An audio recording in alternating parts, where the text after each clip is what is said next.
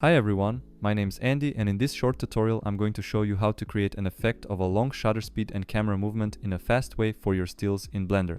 If you want to apply a similar effect for your animations, please check out the video via the link above. This effect works best on highly contrasted scenes when you have a dark background and a bright main object. You'll get the most vibrant trails out of bright light spots. My render settings are pretty standard.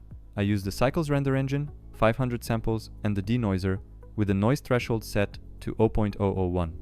I also use the medium-high contrast preset for the look, though you can adjust the contrast during post-processing in the compositor. Talking about the lighting, there are only 2-point lights in the scene positioned behind the product. The world is set to 0.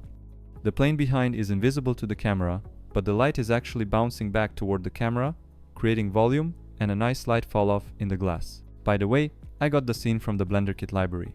Check out the link below the video to learn how you can get over 46,000 assets for free. So I'm gonna render the current frame, and then we can move to the main part where I'll show how you can edit the image in Blender's compositor to get the effect. Let's switch to the Compositing tab. Make sure the Use Nodes checkbox is active.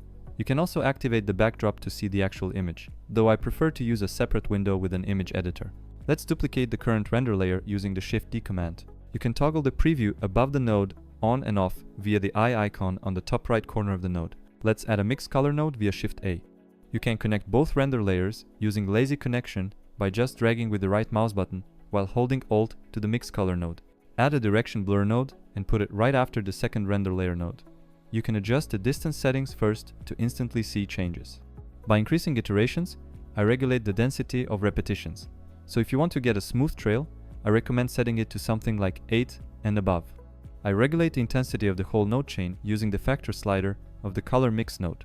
The default mix mode gives acceptable results straight away, but you can play with different modes to see the difference, which I'll demonstrate in a moment. You can also play with angle, spin, and zoom, though I found that you want to keep those values close to 0 in most cases. I set spin to 11 to give the light trails a slight tilt, imitating a nonlinear camera movement. I've also changed the mode to add to make the trails more pronounced. As I mentioned earlier, the factor slider helps to regulate the intensity of the effect. To make the trails more appealing, I add a lens distortion node after the directional blur node. I usually put the node at the last spot in the chain.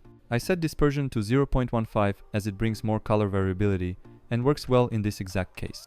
Usually, I don't set the value to more than 0.015 for most of my images as it ruins the sharpness of the whole image. Feel free to play with any values as there are no right or wrong numbers. Just tweak the settings and see what you get, and you'll eventually find out what works best in your case. Here I've decided to make the trail a bit longer, so I increased distance and spin to make it look more natural. I also added a Hue Correct Adjust node to slightly tweak the colors. An RGB Curves node can also help to correct the contrast if needed. Here's one more tip. You can save the layer with trails separately to use it later in Photoshop, for instance. If you have any questions regarding the technique, please let me know in the comments down below. Don't forget to check out the most helpful add-ons for Blender in the description as well. See you soon.